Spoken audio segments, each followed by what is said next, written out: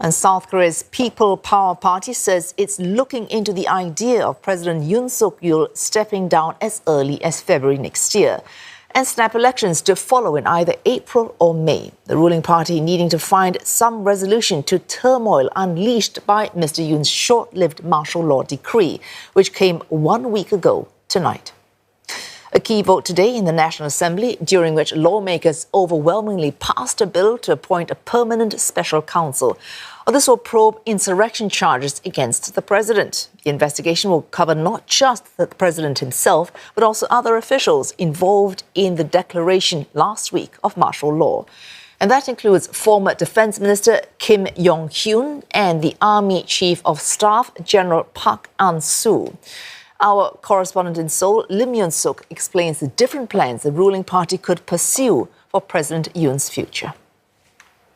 After studying ways to try and bring stability to this country, it seems like the party now has two drafts, and one is the resignation in February and a snap election in April, or let him stay on until March and then the presidential election in May.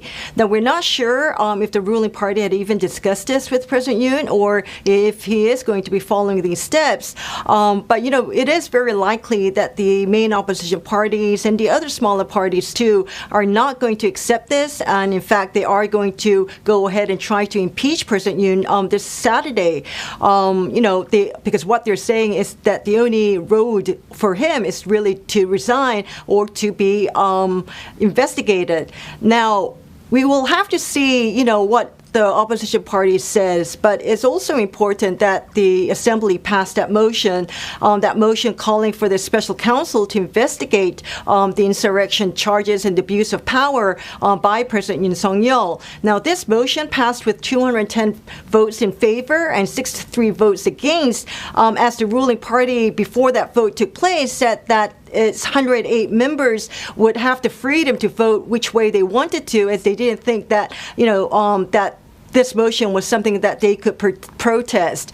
And so now that it has passed, he will need to appoint a special counsel to investigate the charges of insurrection and disabuse of power against President Yoon.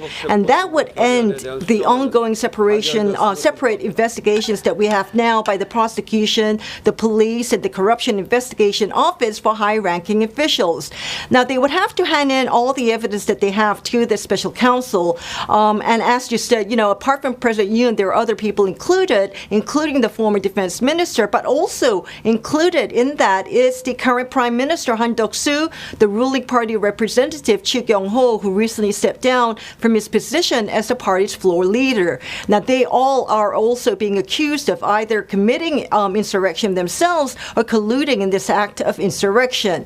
Now, according to some of the legal experts here, what can happen now is that the 7-member committee of the legal experts must name 2 candidates, and it is the president who holds the power to confirm and appoint the special counsel within 3 days after the committee picks the 2 candidates.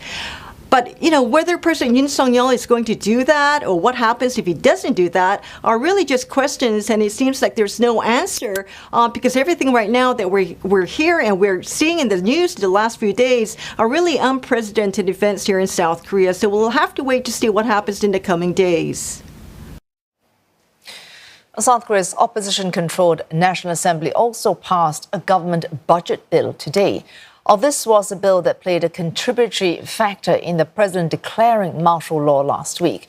It's the first time a budget has been passed without bipartisan agreement. The budget for 2025 was trimmed down without rival parties agreeing and without consent from government ministries.